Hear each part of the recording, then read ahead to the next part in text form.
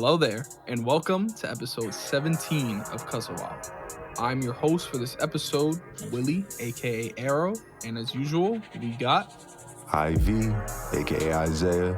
What's good, bro? what's up, man? We here today to talk about something that I think you and I were looking forward to for a really long time. And so what this is our second news episode. However, it is going to specifically focus on the PlayStation showcase that aired last week. Because it's so huge. It's a big deal in like the PlayStation and gaming community that it felt wrong to have this be a 15-minute segment in news2 or whatever. So this is just a solely focused PlayStation news episode for us. Yes, sir. I mean, it has to. I mean, these showcases are just a little background.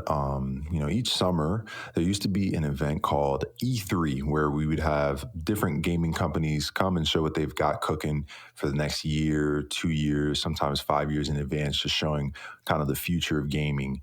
And each year they were coming and doing this big show. Because of COVID, basically E3 was killed. And so now these companies kind of do their own thing. They put on their own showcases where they stream them on their YouTube channels. News companies do reporting virtually, maybe watch parties from their offices. It just creates this whole dynamic where the whole gaming industry is just kind of looking toward this company. And so Sony's show was really highly anticipated by the gaming community. We were excited about this because there were some really big announcements and gameplay that we wanted to see. And we did get some, but did we get enough? That's the question. That is the question indeed. So today, we're going to take it game by game for every game that they talked about. Some are going to be very quick. Some are going to be very in-depth. But I'm ready to go whenever you are. And then, at the end of the episode, we're going to have our regular news segment where we talk about rumors surrounding some of these things that we're talking about. So the first game that we're going to talk about here today is Fair Games. What did you think about Fair Games? Man, honestly, I liked the way Fair Games came out with their trailer. It was bubbly, it was exciting, got music going, and honestly, it's so like kind of artsy fartsy in that regard that it makes me concerned because it also looks like it's a live service game. And so I've seen a lot of cheesy games try to do certain things and not all of them make it out the fire. So it was interesting for them to kind of have had the opportunity to show their game. I'm hoping that it isn't that, though. I'm hoping that maybe it's a cooperative or a competitive game, something that's a little refreshing. And I think that the trailer has that mystery behind it. We didn't get enough to know what type of a game it is. You had to look the game up to look it up. And even then, there's not a lot of information. So I liked it. It did what a trailer's supposed to do. It made me go, what's that? And that's one of the major reasons why I'm interested in playing it. Yeah, Fair Games for me, to me, I thought it looked like a very generic CGI hype trailer that we get for a lot of video games. You got the bumping music, the loud, vibrant colors, the narrating on the back of the track and it all. So for me, it didn't really do much. I know that it's a modern take on like the heist genre, so I got like Payday vibes from it. But like you said, there was just not enough there for me to say like, okay, I'm fully interested in that. I just have to see what comes from that. Absolutely, man. But again, it's a teaser. We're going to get more information as it comes. I'll just be looking. I'll be taking a peek. So like I said, maybe their mission was definitely accomplished. So next up on the agenda, we have Concord. Now, Concord I found to be very interesting. I'm not interested in it yet. I thought its atmosphere looked good. It was interesting to look at. But then upon looking it up, it's a first-person shooter PvP game. So the trailer that, I was excited for it, and then I saw that, and all that excitement just kind of went, "Meh." Yeah, I mean, I had to look into it some more because obviously the trailer is a real teaser trailer. Straight up CGI, straight up like one long pan shot. Like, what is this type of deal? By definition, it is actually a good teaser trailer to get people interested, but upon I wish they would have thrown at least some indication about it being a PvP first person shooter rather than something else. Because like it gathers interest, but then at the same time, it's like for what? I think, but that's what I'm saying. Like, I think if I looked into it, because this is one of those PlayStation associated games, it's not exclusive, but it's definitely got PlayStation people behind its development. I looked, it's Bungie. Fallouts are people who are no longer working with Bungie, which are the developers of Destiny and Destiny 2 and Halo 1, 2, and 3. And then another company called Haven Studios. So when I look at that, I'm like, okay, these are guys who know what they're doing. They can maybe bring some sort of like fun and difference to the PvP realm. I mean, Destiny is a first-person shooter, and there's PvP in it, and their modes, their arena modes, are actually pretty fun. I mean, yeah, I'm definitely excited to see what it can become because it was an interesting vibe that I got from it. But like I said, what I thought it was going to be versus what I saw that it was, I'm just kind of like, okay, okay. And it has a 2024 release window. So it's like, hopefully you guys can get to that. Hopefully you guys stick that landing. So up next we have Synapse. So this is a VR title. I don't have a VR. Do you? I honestly want to get one, but I don't have one now. I'm gonna get one in time. Okay. So like for me, this looked like in my mind many other VR games that we've gotten. Just here's the gun, go out, shoot. However, it did look very visually like, oh wow, boom, like in your face. So that was cool. And it has a release date. It's coming out July 4th. So people are going to get their hands on it soon enough. But for me, it didn't do anything to make me say, like, damn, I wish I had a VR. Yeah, there's very little games that VR has that makes me feel like that or make me feel like that. And that's how I felt about the trailer. I just kind of saw it. And I was like, oh, another VR game. Yeah. So then up next, we have another VR game, Arizona Sunshine 2. I never played the first Arizona Sunshine, and I mean, I'm not probably gonna play this one either. It looks like a good time. However, while watching the trailer, I couldn't really tell if it was real gameplay they were showing or CG gameplay that we put in the trailer to make you think that we have gameplay, but we don't. Again, bro, I think it's a VR game, so who knows, bro? I don't really have any thoughts. VR games are cool. You're not hearing about any VR games becoming game of the year, though.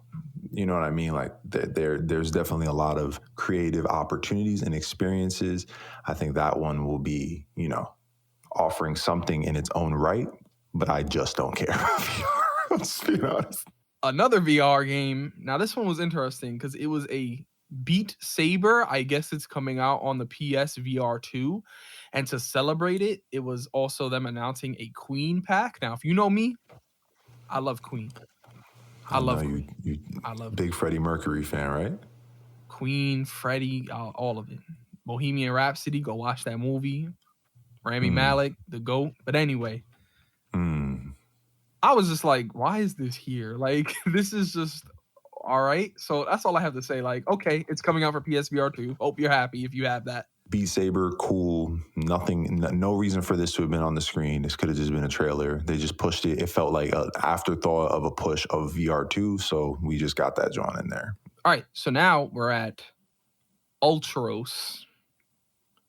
Now, this is that psychedelic sci-fi side scroller that's gonna be releasing.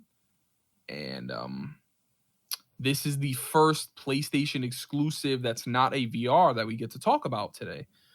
Uh, it's coming out for PS4 and PS5 with a 2024 release window, and I think it looks like it could be a fun time. I'm actually very interested in a lot of these titles. This is an indie game. I love indie games. You're gonna hear that a lot today, but this one didn't exactly hit that level yet where I can say I'm interested in it. Yeah, I'm definitely going to just keep my eyes open. I love side scrollers. They're the OG video game, if you think about it, and there's still people innovating. And so anytime I see some new innovation, I check it out. When the last ones I played, Blasphemous, definitely recommend. They're coming up with a second one of that one too. Just a lot of good stuff. And Sony knows what they're doing with these side scrollers. Some of their best stuff starts out as side scrollers or have like a game or two that are in the world of side scrollers. So excited about this one. Absolutely. Back to VR we go. We have Crossfire Sierra Squad. I'm with it, bro. I'm gonna keep my eyes open. I'm gonna keep my eyes. When I get the VR, we can start having a VR. We have a VR episode. We need a VR episode where we just jump in. Sure. Up next, we have the Talos Principle 2. So this one I was interested in because it's a single player indie game that number one had a vibe that I was like, ooh, I kind of like this vibe so much where I want to go look up the first one and see like, can I get into this? Is this something I can get into? Like, so I like this one. This one looked fun. Like I said, you're gonna hear me and my thoughts on indie games with this talk. Definitely, bro. I'm hearing you. I feel similarly. It looks interesting. I never played the first one. Trailer was just I like it was one of the most unique trailers tonight. I felt like it had a style that was unique. Yes. Speaking of unique, teardown. And Isaiah and I were live texting each other during this event. I was actually at work and I had like just stepped into this back room that we have and I sat down and my friend AI called me and we were watching together while my boss is over here like, "Hey, yo, do this for me." So I got to run out, go do that. And so when you and I were texting there this time, you were like, "Roblox? Is Roblox coming? Like, is that what this is?" And hey, man, it definitely, I was like, what is this? And I'm interested in it. I am. Even though it's been on other systems and consoles since 2022.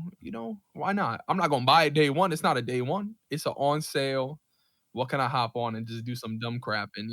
It'll probably come out as a free game. It'll probably come out as a free game of the month for Hey, PlayStation Plus. I'll be there then. I want to see that. I feel like that'd be mad fun. If you're with the gang, you jump in there, you guys are all playing cooperatively and you're doing crazy stuff and tearing down. That sounds cool. So I'll definitely check it out, but I'm not spending money on it. If it's free, I'll jump in. So next up we have Cat Quest, Pirates of the Purribean. So to me, this looked like another small, fun indie title. And for me, it's like I'll play it, but it's in my backlog and it'll be there until one day I'm like, I don't want to get into a new huge game. What can I hop onto? Be done with 10 hours or whatever. And this looked like that. So it's cool. It looked cool. I agree. It looks fun. It looks like it's co-op.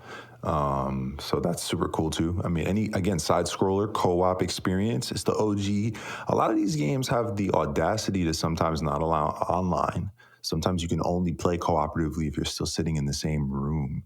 So like there's an importance that these games kind of have on gaming. So I always got respect for Cat Quest. Come on, bro. So next up we have a game called Neva. New announced trailer, CGI. If you watch it, I feel like there was a very emotional presence in the trailer. And so looking into it, I was trying to figure out what it's all about, especially as an indie game. And the development began at the start of COVID-19, and the developers wanted to showcase the relationship between children and parents and how we can emotionally relate to them in complicated contexts. And so when I read that there after watching the trailer, I said, I'm keeping my eye on this because I'm here for those games that try to dig deep, especially these indie games, because these indie games, they're the ones who do it best. Bro, it's because they're not trying to impress anybody, or they don't have quota to meet. They just get to kind of dream. And I think that those make the best experiences. So I definitely will let you play that and you let me know if it really does slap. And then I'll jump in for sure. I got you. So up next, we have Street Fighter 6. Now, I really got nothing to say. So, IV. Honestly, man, Street Fighter 6, I like the fact that they're doing kind of like an open area you walk around, challenge people to fight on the street kind of mechanic. It's cool. I mean, at some point, look, I'm not going to say anything. I'm not going to come at anybody in the fighting kind of genre lovers kind of camp. I'm not coming at you. I just don't connect with the fighters that much. So when I see Street Fighter, it's like you guys have to innovate in some way, shape, or form to make your game feel different. It looks like they're trying to do that in a way that's cool. It kind of reminds me of like taking Street Fighter and then mixing it with like 2K like on the blacktop. It looks like they're trying to do some mix like that. So that'll be cool. and graphics look beautiful. I like the style of all of the marketing that's going on in this trailer. That's kind of like what really grabbed my eye. I'll definitely be trying it out to like play with the guys if there's a trial or something. But I probably won't be copping this one. Yeah, it was just never my thing either. I've even seen like gameplay from it, and I'm like, I'm not super intrigued into it. What I am intrigued on though is the plucky squire. So this here is the first game on our list that you and I have both ticked off as interested in.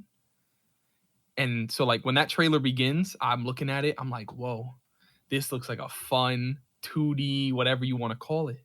And then it changes. And then once that change happened, once the little whoop happened, I was like, day one, I'm there. I'm there.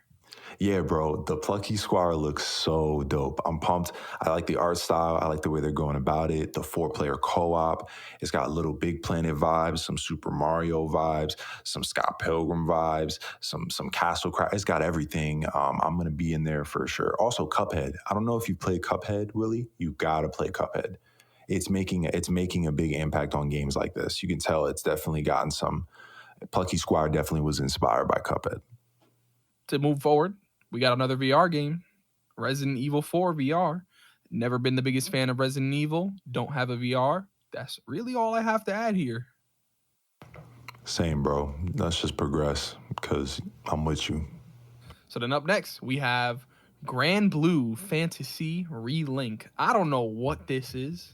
It's definitely not my type of game. I thought it visually looked nice, and that's really all I could say here. Yeah, bro, that just looks like another JRPG. And again, bro, I think as the graphics, again, bro, as I think about systems progressing, I mean, PC probably already had these, and I just didn't know. But there are some really beautiful JRPGs. Like really well made, great art, graphics are cool. So this one looks interesting for sure. I'm not a big fan of the JRPGs, but I mean, yeah. Just to move on, we have Immortals of Avenue. Yeah, bro. So Immortals of Avenue, the big thing that catches my eye whenever I see these trailers is seeing Gina Torres from Suits, also from 911 Lone Star, also known as Jessica Pearson. Seeing her go from TV actress to now being in a video game is cool. Very cool. It looks like they really mocapped her up. She's like doing actual performances. Interested to see her in that medium. I always like when actors, whether TV or movie, hop into a video game. God of War is a great game or something like that happens. So that is enough to pull me into interest of Immortals of Avenue, even though it's not my cup of tea, but it looks like a RPG, action, fantasy type of game. A lot of cool magical powers. And those games they have their place. So definitely tough. Yeah, for me, I think something a lot of people might get to know about me if they listen to me talk video games long enough is first person shooters, first person in general doesn't really hit the same for me as over the shoulder third person type games. I've had some experiences like Borderlands I love, but not many of them hit for me, and this is one of those that just hasn't interested me yet based on the thing that they've shown. That's really all I feel about that. So another thing that we have here is Sword of the Sea. I'm excited about this one, bro. Yeah, you and I are both excited for this one. I'm looking forward to seeing another giant squid game because I love those games. Bro, they're amazing. Just to get lost in that world, it's one of those games where you don't have to keep checking a mini map or necessarily be looking at the HUD often. There is no HUD. You're just there. You're in the game, and it's beautiful. And this looks like they're taking the best of all of their different projects, and then that heartbeat of what kind of sold us with Journey, of just endlessly journeying. You could tell that this is getting right into that pocket. Yep, and it's exclusive PlayStation. You love to see that for what this showcase is. And I feel like I knew you would be excited about it, especially when I looked into it and saw a lot of the mechanics are like skating mechanics and things like that, which I know you like. Yeah, bro. Like, if there's sword combat, is there combat? What's that combat going to be like? No idea. I got no idea. I guess we got to wait for the next one. Let's get it. But for the next game, we're talking about Revenant Hill. So this was a new announcement and exclusive announcement for PlayStation once more, which is also pretty awesome. I love when that's the case. This is another one of those games where I feel like I really liked the atmosphere that this trailer was giving off in the first place. And I liked their last game that this company released. I don't know if you ever got around to playing Night in the Woods, but I'm here for this. Yeah, bro, it looks like it's going to be a goodie. And again, it's another PlayStation exclusive. Like, this is important to them. Indie games are important to them. So I'm here for it. It looks beautiful. I got to give you the ability to announce some of these titles every once in a while. So I'm going to let you announce the next one. Bet, I got you. So the next game is Towers of Aghasba, and it looks really cool, man. I don't know about you, but I got Zelda vibes immediately. I think exploration wise, just journeying. I think that Zelda has made such an impression on exploration in games, and I think I saw it in this game. So initially, I'm like, okay, if that's the vibe. And then I start to see them kind of show why they're different and how there's these big creatures that the character's flying between and this lore to the world and this exploration and there's purpose behind it. And then I'm like, I might have to check this out. Same reason why Sword of the Sea is interesting is the same reason why this game I was like, okay, man. I thought it looked like a fun casual game. It doesn't look like the one for me. To move forward, VR game. FNAF, Five Nights at Freddy's Help Wanted 2. This was the one where I said, if I had a VR, I would probably buy this one just because why not? I mean, VR2, bro, we definitely need to hop on that. I don't know if you got to keep your eyes out for some sales or what. I'm trying to cop those sometime this year. Talk to me, Willie. Yeah, maybe I'll catch it on sale one day, but when you get yours, you let me know, bro. Because you're going to get it. I know you're going to get it. Even if you're saying you're not, you're going to pop out. I know you. He said, I don't care. Up next, we have Splatoon 6. Oh, wait, no. Foamstars. It's Foamstars. Another party type game that doesn't really scream out at me much. It really does just look like they want a Splatoon that's not on the Switch. So, bro, when these games drop betas and they say we have an open beta, come through, pull up, me and the gang always jump in. So I'm probably going to jump into this to explore, but this is definitely not like something I'm super interested in. Final Fantasy 16 Salvation. I've personally never had an interest in any of these games, and I feel like there's something about me that's wrong there. Maybe I just haven't tried hard enough. I haven't tried hard enough. Like with Witcher 3, I've tried and it just didn't grip me. With this, I can say maybe I tried years ago. I haven't tried on a PS5 yet. It could be completely different, but I have nothing to say about this because I'm not in that yet. I'm a casual fan of Final Fantasy. I've played stuff like Final Fantasy 7. I've played the remake, Final Fantasy 10, 10-2. I tried the last one, the 15. I liked that they made a transition to a more Kingdom Hearts feeling combat system instead of the turn-based, but the turn-based still has its place. So I'm interested in seeing what will be different in 16. The stories are always so convoluted of these games, even though they can be beautiful in a simple way. So I'm definitely going to just watch somebody play this one, I think. I'll probably just look at someone else going through it. Maybe Berlizzi will jump into it, or maybe, Afro Ninja. Shout out to those guys. Up next, we have Ghostrunner 2. Another trailer that seemed to be CGI and in gameplay, but was it really gameplay? I don't know. It's another first-person shooter. I've already stated how I feel about that. You can take over here. Yeah, bro, but this game is fire. The first game literally came out like a year and a half ago. Like, these guys are churning out content at an incredible rate. They've been really good about making sure that the platform or the game itself is stable. So to see them do a whole sequel and then add all of these new concepts, the bike, I think it's going to go crazy. The first one was a great game, great pace. In a world where Mirror's Edge no longer exists and we're craving a parkour experience, this is cool to run around as like a robot ninja that's like running on the walls. If you've played like any platformer game, you know that like the platforming difficulty is part of the fun, and this game definitely is going to deliver on that. That's what the trailer showed me. I'm gonna let you take the lead on this next one because I know that you had a lot to say to me when we were texting back and forth. Yeah, man. Next game we're jumping into is Helldivers 2, and it was the first trailer we saw that was in the showcase. I think it was a hell of a way to open. It was funny. It was a very comedic trailer, and that's in the stitching of the game. Obviously, two, it's a sequel. The first game was an over-the-top shooter. It was a kind of a, what's the word, tower defense game, a cooperative tower defense game where you go in, you do missions as a team of four, trying to make sure certain things are safe, saving them from aliens. For Helldivers 2, they've taken the extra step of moving from this top-down look to third person. And I think that's cool. Whenever a game does something like that, I think it's worth paying attention to. I'll be jumping into this one with the gang, for sure. Yeah, I literally, the only thing I have here in my notes is could be a fun multiplayer co-op type deal, and I'm always there for that, to just, yeah, I love what I'm hearing with you saying it seems like they changed things up to make me a little different. I like that. I like when I hear things like that. So up next we have, I think a lot of people would probably say this is a pretty big one. I never got to play the first game, even though I've always wanted to, but this is definitely on my interested list. Alan Wake 2.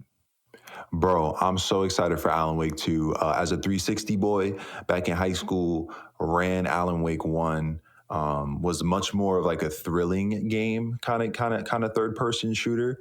But what they're doing with this Alan Wake 2 is they're going full horror on us, and I think that that's brilliant. I think it's brilliant. That's a niche right now that I think they'll be able to access. Remedy is excellent. If you played Control, which won them multiple Game of the Year awards in certain places, excellent game. If they're going to take what they had with OG Alan Wake, mix it with what they got from Control, and put it in a horror setting, I'm there. And that's what that trailer looked like. We playing as an ordinary FBI agent and as Alan Wake himself with his supernatural ass. It's about to go crazy.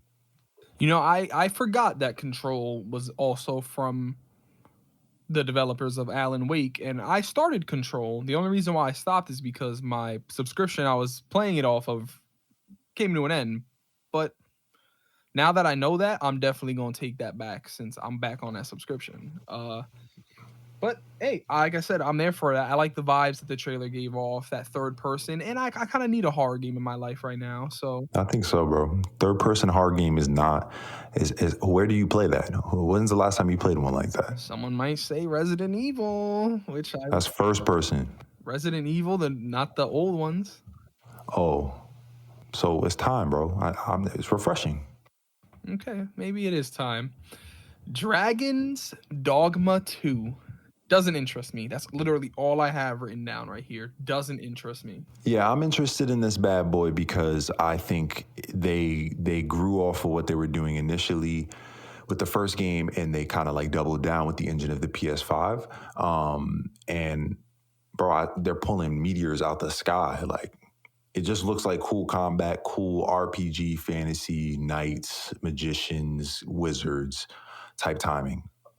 My brother-in-law, Evan, shout out to Evan, he loves games like this. So we were talking about possibly jumping in together, even though it is single player. Yeah, that would be cool. Another game that I literally have nothing to say about, Destiny 2, the final stage. I don't know if you have anything to say about this or not. Nah, I really don't, man. Other than this is the last thing that Bungie is putting out for Destiny 2. They're moving on, which we're going to talk about in a second. But listen, man, the people who love Destiny, they're really excited about that trailer. That's what the internet's saying.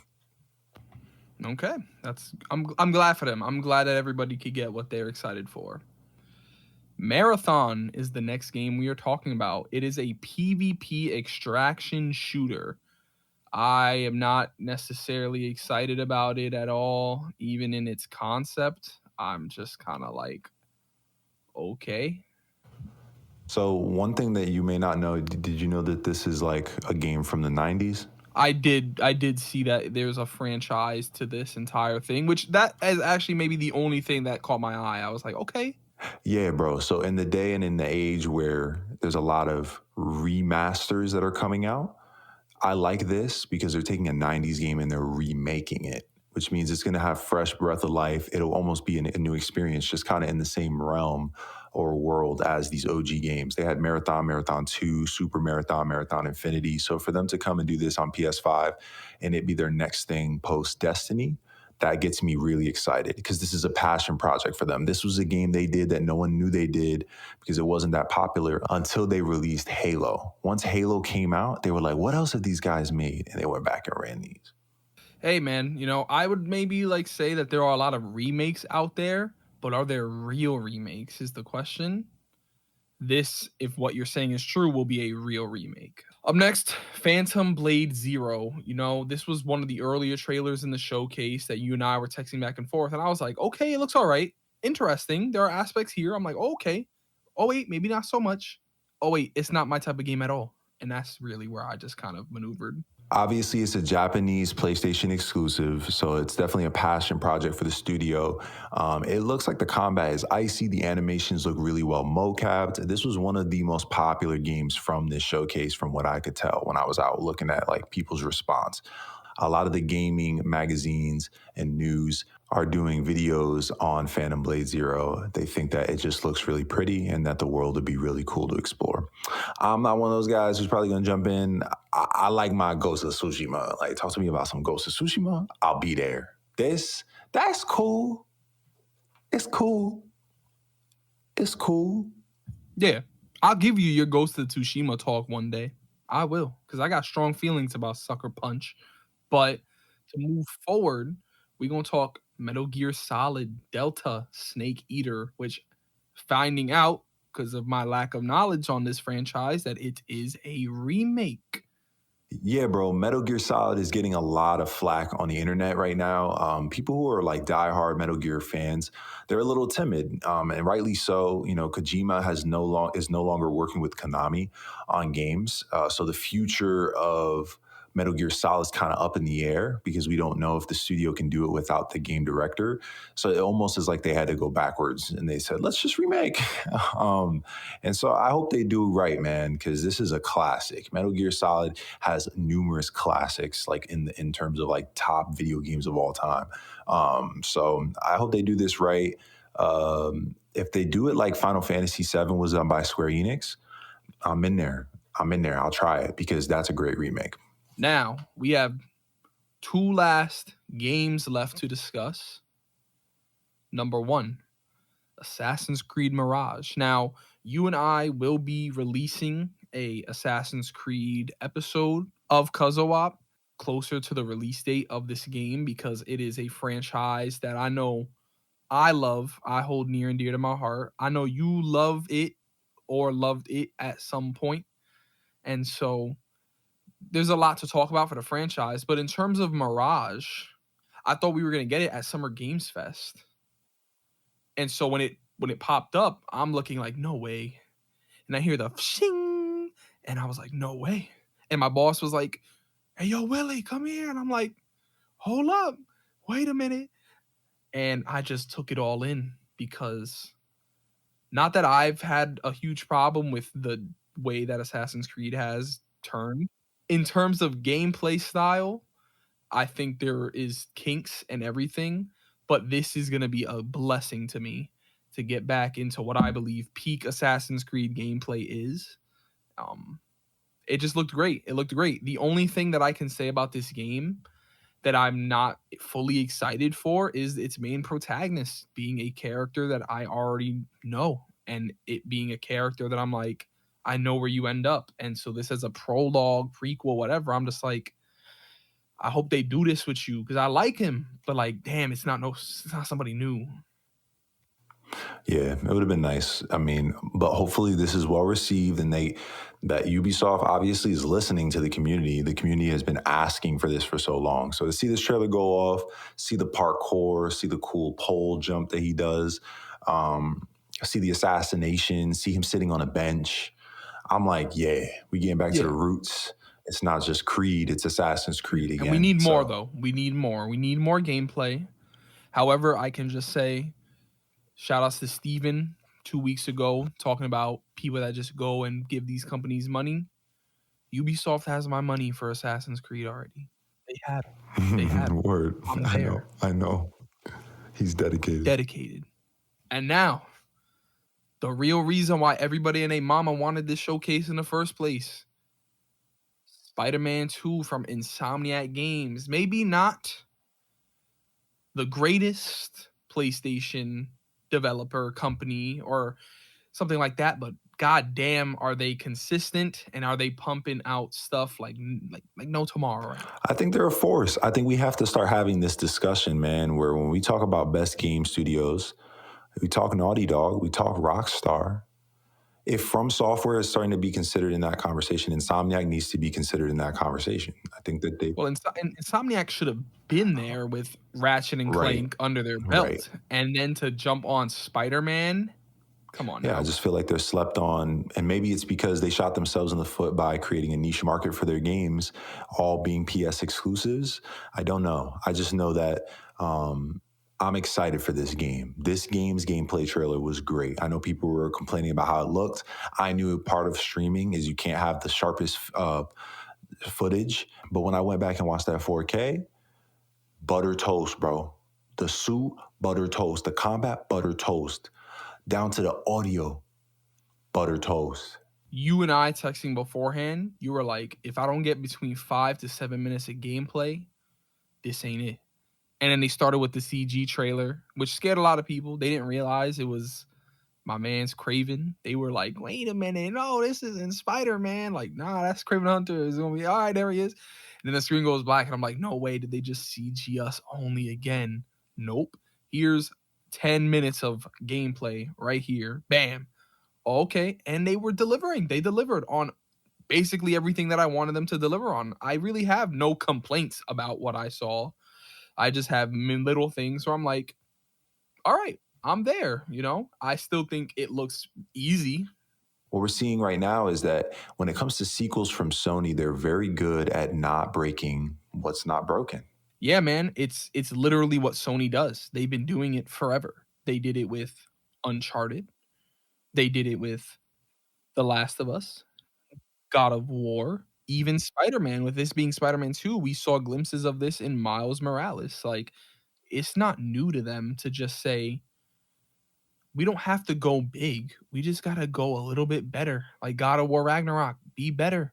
And that's what they did. They just said, boop, boop, boop. All right, here you go. Take this. And that's what it looks like. So adding Brooklyn, adding Queens, I love that. You know Yes, what I that mean? was big. Adding that is crazy. The design of this, if you look at some of the breakdown videos people have done, you can see the difference in the city from the Miles Morales game to this time. You see certain art that wasn't there before that is there. You see art that was there starting to be worn off of the walls of buildings. Like they're building a freaking world out of New York City. It feels living, it feels breathing. I love that. And something that I want to throw in there is like, I know you weren't raised in the city, but you've been to the city enough times. And I've been raised in the city. I'm in the city multiple times a week. So when I say that when I'm swinging in these games and I feel like I'm swinging in my neighborhood, I feel that. I feel like that's what I'm experiencing. I'm swinging right by my school and my workplace, and yeah, they have to watch out for like legal stuff, but man, is it so cool? It's so cool, and it just looks cooler here. There's a little animation that Spider-Man does when he's transforming into his symbiote, where it's like all black and then it pops out, and I think that's gonna be because there'll be multiple symbiote suits, and that little animation is to load in which suit you have selected. And so I'm excited to see what they get into there. You know what I'm saying? I'm excited to see if that's the case or not. But Insomniac's cooking, and this was the big thing for that event right now. That was it. I got what I wanted from that event. Spider-Man gave me what I wanted. For sure. Another thing before we're done is I definitely want to say Yuri, bro, the voice actor for Peter, but his vocal ability, bro, is so great. And I read some articles on where he's coming from as he speaks as Peter infected or working with the symbiote with Venom. He said it's like an addict. Yeah, he studied addicts. And I'm like, dude, and you hear it, bro. You hear this like grumble in and his voice that doesn't have to be fake editing. It's literally the actor acting, and I'm excited for that. I think it's going to create great moments in the game to see these two Spider-Men come together, and I'm glad that the SSD rumors about a multiverse may not be true at all in light of that SSD being used to jump between Miles and Peter. I think that's really cool. Yeah, yeah, I'm super excited for it. And I say, people are like, they're not following lore, yada yada yada. Let them build their own. That's what the Arkhamverse did. Let them do that here. We're in for brand new experiences with these people. But before we close out this chapter, there is those final two announcements that were made. Your handheld system, or whatever that is that you wanted to talk about, and those earbuds. What do you think about that? Yeah, man, I think the handheld system is wild. I think they're clowns for that. I don't know how many people are going to actually buy that thing. At first, I was excited, but then I saw some of the specs. 1080p doesn't have its own local gaming. You have to stream everything via Wi-Fi. Therefore, your PlayStation has to be connected. 3 hours of battery. I get the adaptive triggers will be in it. You can get that experience. I get all that, but at the end of the day, it's like, who's really going to buy that? Who's your target audience? And that's one thing about Sony, man. I gotta say, like, Sony's great at the games, but everything that has to do with the concept of entertainment, I feel like they wrestle. While Xbox has always been pretty good about that part of it, the games is where I feel like they've struggled. So this didn't surprise me. Same with the Buzz, man. I'm not buying those. Who's buying those? Who wants to do that? You really want to sit there like that, bro? But yeah, man. So overall, before we really just hit what we thought of the entirety of this showcase, here are the stats that I've gathered. So I can't even tell you how many games are in front of me right now. I believe it's 33 games that were announced, roughly, with those two extra things. 15 previously announced games. 17 newly announced. Now I know 17 plus 15 ain't the math. That's not math in math, but that's because I counted some of these as both if it were spoken about but not officially confirmed. 19 CGI trailers or not gameplay trailers. 21 gameplay segments or trailers. 6 VR games, 6 indie games, 24 single player games, 12 multiplayer games, 7 games with an official release date, and 9 PlayStation console exclusive games. I was interested for 11 of these, and you, Ivy, were interested in 9. So what did we think about this showcase overall? I know that you had some pretty strong feelings about it. For me, I feel like a showcase and a state of play are two different things, and I didn't really feel like this was either. I feel like state of plays are 20 minutes solely focused on 3-ish things that we can get out in that time. Showcases are typically Sony saying, here's why you need a PlayStation, right? And so with 9 exclusives, I'm kind of like, I don't know, man. I don't know if this was a big enough showcase to call it a showcase. Maybe they need something directly in the middle. Maybe they just, because like a lot of these, the next day Xbox was flexing, talking about, look at all these great games you could play on Xbox also. Like, was this a plus showcase? No way. This is not the showcase that we got back in 2021 September, bro. Like, that's not what this is. But I also think a lot of people, I didn't expect it to be that, because that was a crazy time where they was just dropping bombs. But yeah, so something in the middle, I'm sure would have helped. But I'll give the showcase overall, even before you say your thoughts, I'll say B for an exciting time, or maybe B minus, just because, Spider-Man did the work. Spider-Man was the heavy lifting thing that maybe they should have just done a Spider-Man state of play for. I don't know, bro. I got a lot of mixed feelings. Straight up, I'll give you my grade, bro. It's probably a B minus as well, maybe a C plus. I saw it as a state of play quality. It was a state of play quality show, in my opinion. Even if it didn't have the 3 and the focus, and it just felt like a bunch of filler and then one big game is what it felt like. Not that there aren't other games that I'm excited for, not that there aren't other big games. I'm just saying the way Sony set it up you're looking at 3, sometimes 2, maybe even 1 minute trailers leading up to a 15-minute presentation from Spider-Man. It's like artists opening up for like the main attraction. So all that being said, that's how I felt about the show, and it made me start to think about how these showcases. I miss E3, man. I miss presentations. I miss people pausing and giving you a brief understanding of where the game is and what the game is, and then the trailer jumping in, going from game to game to game to game to game. Even if I want to appreciate the third game, I'm still processing the first one I saw. So it's like I like presentations. That's why I like what Apple does with their presentations. I think they're very brilliant the way they do that. Sony would be smart to consider something like that, in my opinion. That's just what I think. You know, they were the kings of E3 constantly taking people, like you brought up, out of their seats. Come over here to this cabin. Surprise, you're in the cabin that we've just built in the game. They were the kings of that. So I do miss that also. I miss the Uncharted 4. Wait a minute, our gameplay has a little kink and Nathan Drake is standing still on stage for 2 minutes. I miss the screaming crowd. Whoa, yeah, I miss that. I do. And so I love showcases. I do, especially when they're done like the 2021 one where there's a perfect amount of here's PlayStation and here's stuff that Sony is helping with. But I miss E3. I do. Now, we can't move on and finish this episode without considering some of the theories that are out there. And I guess you would call them rumors.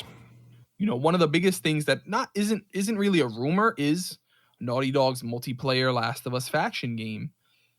That rumor they were gonna showcase until the people Bungie behind Destiny came on and said, "Yeah, nah, don't do that yet." That's a rumor, but what's confirmed is they've split some of their assets off of that for right now. And I was excited for it, but if we don't get it, I'm not gonna be heartbroken because I'd rather Naughty Dog focus on that single player life. Nah, no, we're journeying into the what if part of the episode. I think for me, I think that they'll release it as multiplayer with a next game in the Last of Us realm. We know they want to explore Abby's story. We know that there is continuation in that world they're considering. There's no way Sony would not let them. I mean, Last of Us season 2 is going to come out on HBO. Like, this is a thing right now. So for them to split up, I don't think the game's gone. I think that the game's been broken down into the multiplayer of the next Last of Us game we get. Yeah, and I'll take it. You know, I love the factions one from Last of Us Part One, and you know, in a world of battle royales, I would not mind a battle royale with Last of Us gameplay because my God, would that be fire? It would be cool, man, for sure. I think another rumor that we've got to talk about is the fact that this was just a jab. This is the poking of the bear. This is the poking of the bear, the good old lob and drill dodgeball move where you chuck a ball in the air and while the enemy is looking up at the ball, you throw another one dead into their face. I think there's a possibility Sony could have done this, giving Assassin's Creed, some of these major games like Spider-Man, their opportunity to shine. But we all knew that this was coming. This was all obvious content. There was nothing risky about this.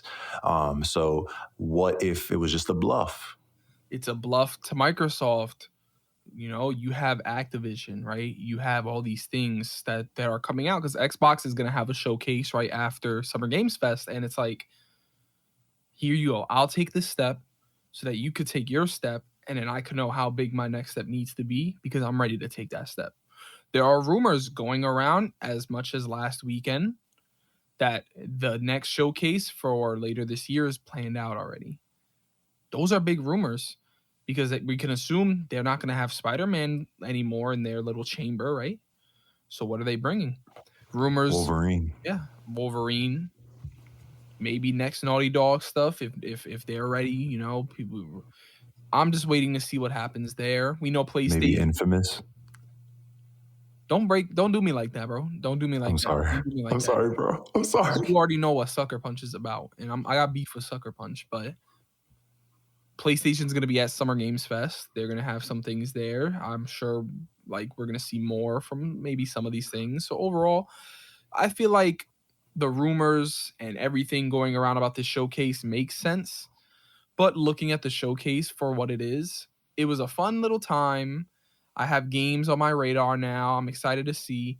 But as the start of, if we want to call it phase two of the PS5, it's like Iron Man 3 to the start of phase two of Marvel, where it's like, okay, because it's the start of a new phase, bringing something that everybody loves in a great way, but everything else around it is all right. Everybody goes to Iron Man 3 for Tony Stark, but everything else around it is okay. Listen, bro, all I know is uh, Xbox has some things up their sleeve that is supposed to come out this year. And it's funny because Phil Spencer, the CEO of Xbox, he has openly in interviews said that he will never and Microsoft will never be able to catch up to Nintendo and Sony. But for Sony to be so concerned to potentially poke the bear must mean they're scared or they're timid about something Xbox has in their deck. So I just think all in all, when these two factions, as much as it can become toxic, when these two are trying to best each other, the culture wins. The gaming culture wins. Final rumor I want to bring up, just because I can't discuss this at all based on any of my gaming experiences, but I know you can, is the rumor that in light of Microsoft acquiring Activision, there's a rumor stating that Sony's acquiring a little company of their own. And I know right now this company might be in some hot water with the gaming community, but how do you feel about potentially CD Projekt Red being a Sony exclusive company?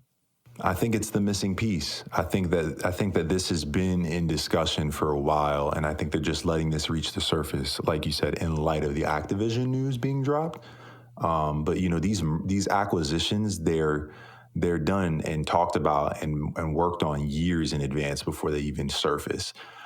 So I wouldn't be surprised if, as soon as Cyberpunk fell apart, this became a concept. Because at the end of the day, look at the success of Rockstar. They partner with PlayStation in so much. Look at the success of Naughty Dog. I mean, they just had their first TV show kill it, absolutely kill it. Most popular TV show out at the time. There's a lot of good things that could come from CD Projekt Red. Cyberpunk is a universe that deserves to not be abandoned. It needs to be jumped into again. They need to make that right. I think Sony would be really good. So I'm pumped if that's the case. And then Witcher is supposed to have a whole another 3 games come out. Come on, bro. But to end all this off, I think there's a something to speak about when it comes to expectations as well as interests, right?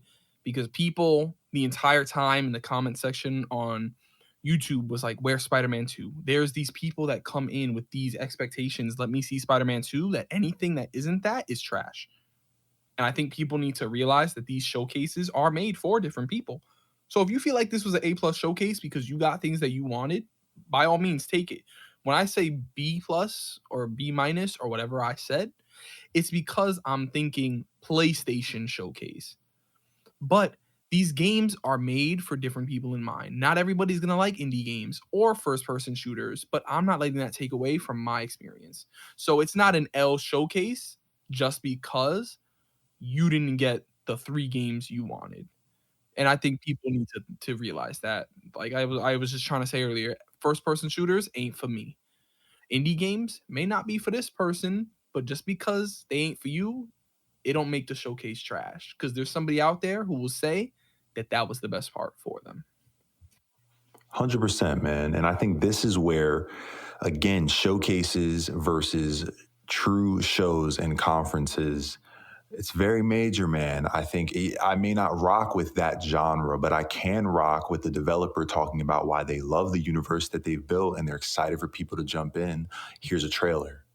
Stuff like that, man. It opens people who may not jump into a world up to the concept of doing it because they connect in a way that's straight human, or the writing or the story or the score. There's been presentations where they have live orchestras doing the soundtrack while the trailer's on the That's why I'm screen. forever thankful for the Game Awards.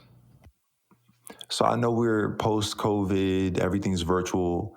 Again, I go back to that point, man. Apple's doing a great job at this. Why can't Sony do it? I think they need to, and maybe they will. Maybe in line with these rumors, it'll come. All in all, man, the PS Showcase was an interesting experience. You're right, expectations are subjective, but I think they set a pretty big amount of hype out into the world for this showcase, and I don't necessarily feel like they met their hype, in my opinion. I think they know they did it. I think it's a strategic play. That's just my theory. But I'm excited nonetheless for everything that has to do with Sony, because I think they do it well. They just do things well gaming wise. So glad you could join us tonight as we jumped back and forth, as Arrow and I jumped back and forth between each of these games, talking about the state of Sony, what's to come. There are a lot of these games we're going to be jumping into, we're going to be doing episodes for, and we know that maybe the smallest percentage of people that listen to CUZZO-OP may be gamers. We're dedicated to y'all too, because we're gamers over here, so we're going to run it. We're going to run it for sure. Any last thoughts, Willie, before we get out of here? Gamers and video games were the original idea behind this all, and it is what a lot of you and I's shared youth is built upon. So we will be here for it all. Everything. We'll be here in 2 weeks for Summer's Games Fest. We hope you tune into that.